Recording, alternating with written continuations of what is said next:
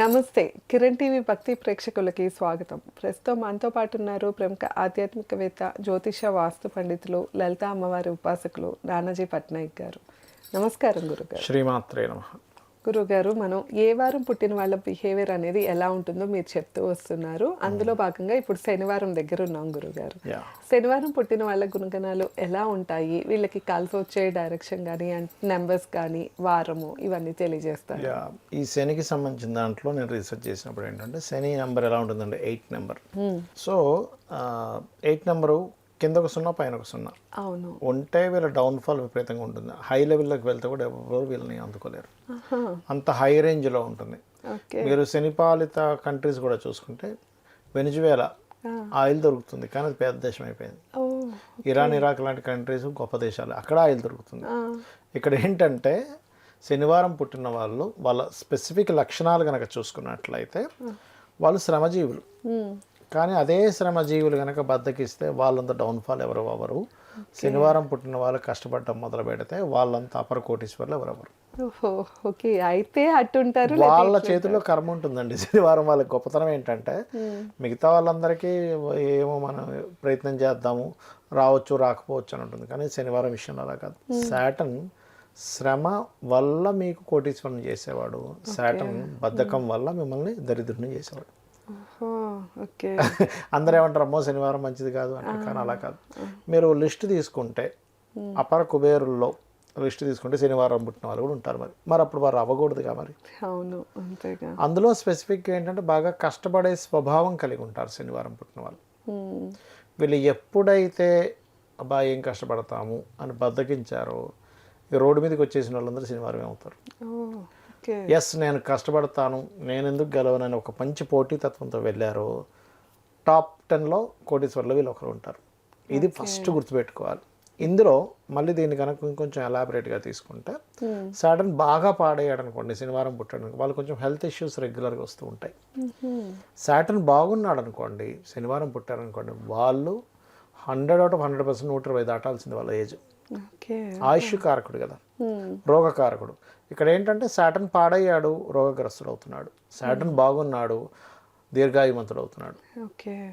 శనివారం పుట్టిన వెంకటేశ్వర స్వామికి లింక్ చేసుకోవడం మాట్లాడతారు కదా గురుగారు. యాక్చువల్గా శనివారం అలవాటు అయిపోయింది, కానీ యాక్చువల్గా అంటే వెంకటేశ్వర స్వామికి శుక్రవారం చేస్తారు, శనివారం కాదు. అది అలవాటు అయిపోయింది. ఇంకోటి ఎందుకు శనివారం ప్రిఫరెన్స్ ఇస్తారంటే వెంకటేశ్వర స్వామి యొక్క నక్షత్రం శ్రవణ నక్షత్రము.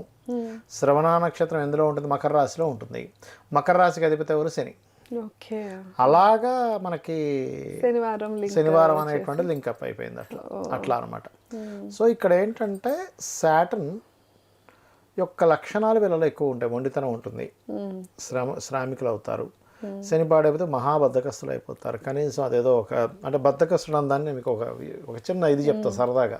ఒక ఊర్లో ఒక రాజుగారు పాపం అందరూ బ్రతుకుతారు, బద్ధకస్తుడు ఎలా బతుకుతాడని ఒక చాటింపు వేశాడు.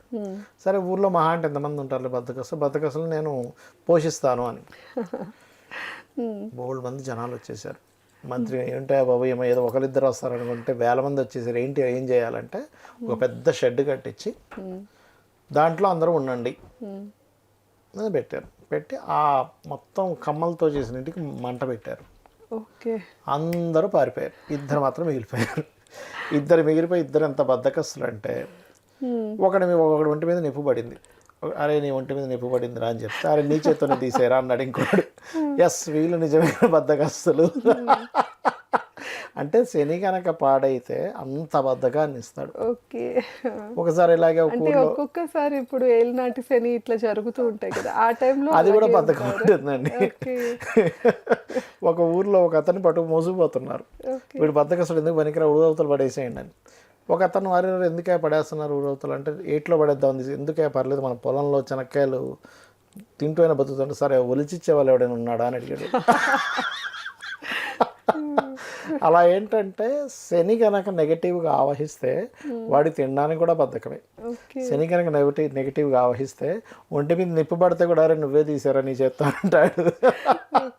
అదేదో సినిమా ఉంటుంది చూడండి, వాడు సిగరెట్ అందుకోవడానికి కూడా పిలుస్తాడు అసిస్టెంట్ని, టీ అందుకోవడానికి కూడా పిలుస్తాడు, ఫ్యాన్ వేయడానికి కూడా పిలుస్తాడు. ఓకే, అంత బద్ధకాన్ని ఇస్తాడు. అంత బద్ధకాన్ని, మందత్వాన్ని, మందుడు అంటారు, అందుకే శనికి పేరు. ఓకే. మందత్వాన్ని ఇస్తాడు. కానీ అదే సాటర్న్ బాగుంటే అపర కుబేరులు అవుతారండి. శనివారం పుట్టారు, ఎస్ నేను ఇంకా కృషి చేస్తాను, నేను ఎందుకు రాదో చూస్తాను అనుకుంటే వాళ్ళ తలరాతను వాళ్ళు మార్చుకునేటువంటి శక్తి శనివారం పుట్టిన వాళ్ళకు ఉంటుంది. ఓకే. అయితే ఈ శనివారం పుట్టిన వాళ్ళకి మీరు అబ్జర్వ్ చేస్తే కనుక వీళ్ళ జీవిత భాగస్వాములు ఎక్కువగా వాళ్ళ కంట్రోల్ చేయగలుగుతుంటారు. వీళ్ళ జీవిత భాగస్వామి కంపల్సరీ వీళ్ళ లైఫ్ పార్ట్నర్తో ఎలా ఉంటుందంటే ఒకరు సేవ చేసుకోవడం, ఇంకోళ్ళు రూల్ చేయడం, ఇట్లా ఉంటుంది ఖచ్చితంగా శనివారం పుట్టిన వీళ్ళైనా లేకపోతే వాళ్ళైనా సరే వైస్ వర్స్గా ఉంటుంది. ఓకే. అయితే శనివారం పుట్టిన వాళ్ళకు ఉండే మరొక గొప్ప లక్షణం ఏంటంటే ఒక పక్క జాబు, ఒక బిజినెస్ కూడా చేయగలుగుతారు. అంటే డబుల్ ఇన్కమ్ ఉంటుంది. డబల్ ఇది చేయగలుగుతారు. కాకపోతే వీళ్ళు ఇక్కడ ఒకటే గుర్తుపెట్టుకోవాల్సింది ఏంటంటే వీళ్ళు కొన్ని పరిహారాలు పాటించాలి. అంటే ఉదాహరణకి శాటర్న్ బాగోలేడు అనుకుందాం, వీళ్ళు అప్పుడు బ్లూ కలర్, బ్లాక్ కలర్ వాడకూడదు. ఇంకొంచెం పెరుగుతుంది దాని ఎనర్జీ, బాగుంటే వాడాలి. వీళ్ళ గ్రీన్, వైట్ కూడా సపోర్టింగ్ కలర్స్ అవుతాయి. నెంబర్స్ కూడా 8కి 8 నెంబర్ మంచిదే, 5, 6 అయితే ఇంకా బాగా సపోర్టింగ్ నెంబర్స్ అవుతాయి. అట్లాగే శాటర్న్ పాడయ్యాడు అనుకోండి, వీళ్ళు ఐరన్ ఆయిల్ మీద పెట్టకూడదు ఇన్వెస్ట్మెంట్స్ అవి. అంటే ఎట్లా అంటే ఇందాక నేను మీకు చెప్పాను ఉదాహరణ, వెనుజువేలాలో కూడా ఆయిల్ ఉంది, ఇరాన్, ఇరాక్ కంట్రీస్లో కూడా ఆయిల్ ఉంది, గల్ఫ్ కంట్రీస్లో. కానీ ఇవి ఎందుకు డౌన్ అయ్యాయి అంటే అప్డేట్ అవ్వకపోవడం వల్ల బద్దకించారు వీళ్ళంతా. అప్డేట్ అనే దాన్ని వీళ్ళు ఒప్పుకోలేదు, డౌన్ఫాల్ అయింది.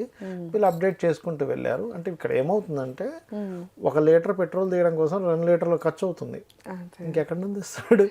ఇక్కడ 1 లీటర్ పెట్రోల్ తీయడం కోసం నీకు 10% ఖర్చులో లీటర్ పెట్రోల్ తీస్తున్నాడు. టెక్నాలజీ పెరిగింది.